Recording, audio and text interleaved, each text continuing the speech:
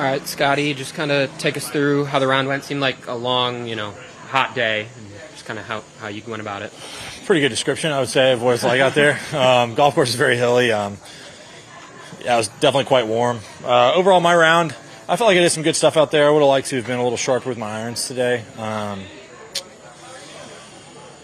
Outside of that, I did a good job of staying patient. Just would have liked to make a few more birdies. But overall, for how I was hitting it, not a terrible score.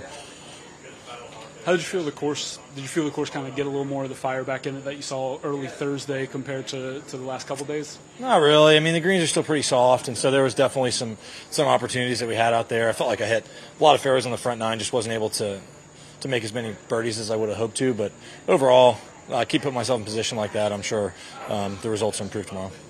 Do you change your approach at all when you're, tracing a guy who's 4 or 5 ahead of you, or how do you make sure you're just kind of staying patient and staying within yourself? Yeah, I mean, the golf tournament, so I started the day 5 behind. The tournament was only halfway over. And so, I mean, there's a lot of golf. I mean, I think Bob's got a 4-shot lead going into tomorrow, and, it's up to me. He's playing some great golf, and it's up to me to go out there and chase him down. Scottie, I think at one point the group got put on the clock. Did it affect you at all, kind of in that back nine? Yeah, I mean, it's frustrating. I didn't really feel like I did anything to put us behind on time, and Bob and I got warned on number 9, and I felt like we did some pretty good stuff on 9, 10, and 11, and we somehow didn't gain a single second on pace of play. Not really sure how that's possible. You got Ludwig ahead of you. Huh? You got Ludwig ahead of you. He keeps going pretty quick. They got put on the clock as well today, so. Okay. I don't know how quick he was today, but, it's just one of those things where all of a sudden now, I'm punished for a rules decision I did not totally agree with, and then, I can feel it gusting on 12, I can feel it gusting on 13, and, there's nothing I can do about it. You got to get up there and hit the shot. And but overall, I did what I could to keep us on pace, and hopefully we don't run into that situation tomorrow. Bob was mentioning a lot of the pins were a lot of slope around some of those pins today, and kind of how tough is that when you're trying to kind of make up ground?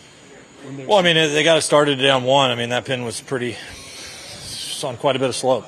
I mean, I hit a pretty good shot in there, and I got a 12-footer with, a good couple feet of break on it. And, Bob, I thought he made his putt on the first hole, and it was going sideways at the pin. It seemed like that pin was on like 4 degrees of slope over there.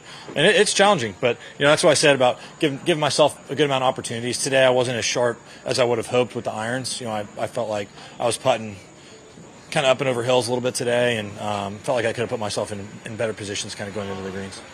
Scottie, how aware are you with Bob, the interaction with fans, and saying, he'll give it as good as he gets it? Were you aware of all that stuff that was going on with USA chants and not appreciating some of during his strokes? I'm confused. Seeing like he was, he's just someone in the grandstand after he made a putt, and he said the fan was maybe overstepped it a little bit. I didn't see any of that. I played with Bob when we were in Scotland. I heard some fairly choice words when I was leading the tournament in Ireland. I think it's part of it. People have a tendency to say things that are dumb. I can think of a few things that were said to me in the final round in Ireland that were very far over the line. But, I mean, if you're a fan, it's only going to fire the guy up more. And, I think just do your best to behave out there. It can be a bit silly at times. Is that stuff any more noticeable in a Ryder Cup? You're like 6 weeks away from Ryder Cup? Couldn't tell you. Okay. All